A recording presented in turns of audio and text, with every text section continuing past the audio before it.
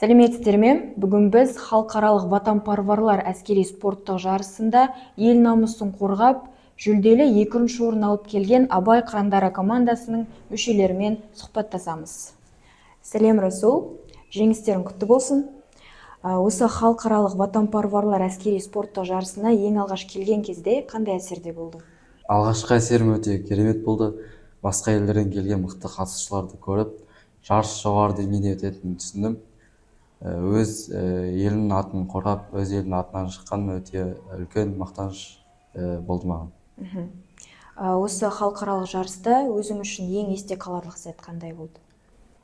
Жарыс барысында ең есте қалған ерекше сәт өз елінің туын көтеріп, нәтижелер көрсетілген сәт. Сол кезде қатты қуаныш пен үлкен сезім болды. Сәлем Стас, осы халықаралық жарысқа қанша уақыт дайындалдыңдар? Бір күнімен бөлісіп өтсең.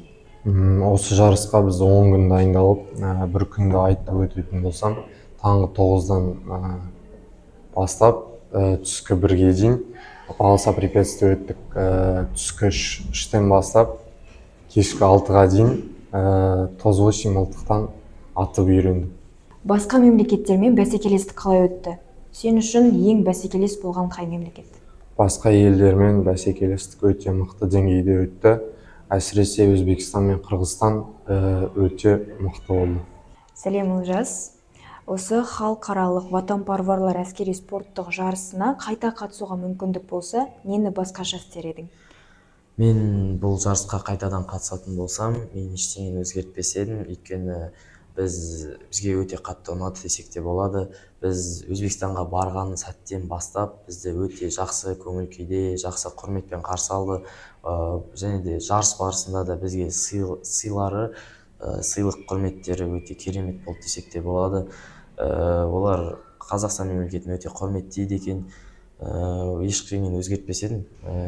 Барлығы ұнады десем де болады. Барлығы көңілден шықты, Осы ватанпарварлар әскери спорттық жарысына бару саған үлкен мүмкіндік сыйлағанына мен сенімдімін. Жалпы алға қойған мақсаттарың қандай болашаққа? Ендігі менің алдыға қойған мақсатым ол өте мен үшін үлкен бір биік белес десем де болады. Ол Қазақстан Республикасында өтетін Айбын халықаралық әскери патриоттық жастар жиынында жүлделі гран-приға ие болу, және де менің өзімнің жеке мақсатым ол үздік жас сарбаз номинациясын алу. Мақсаттарыңа өте жеңіл жетуіңе тілектеспін. Енді жарыстан кейін сендер қорғаныс министрі, авиация генерал-лейтенанты Дәурен Қосановпен кездесуде болдыңдар. Осы кездесу саған не берді? Саған қандай мотивация берді? Ол кездесуде мен Дәурен Қосановтың алдында сөз сөйлеген болатынмын. Ол кездесу ол кісімен бір шаңырақ астында бір жиында болу, ол мен үшін үлкен құрмет болды. Ол кісінің алдында сөйлеу ол өте құрмет деп есептеймін. Ондай кездесу әр азаматқа беріле бермейтін мүмкіндік деп білеміз.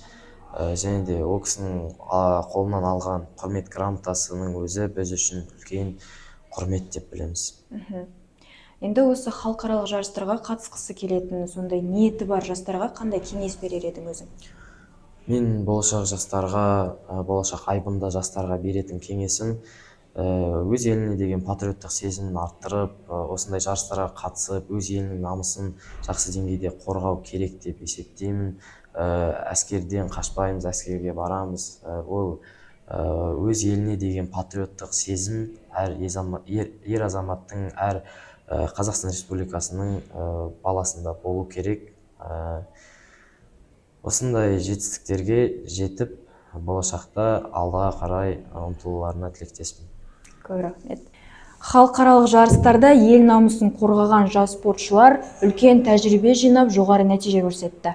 Жас сарбаздарға алдағы жарыстарда сәттілік тілейміз.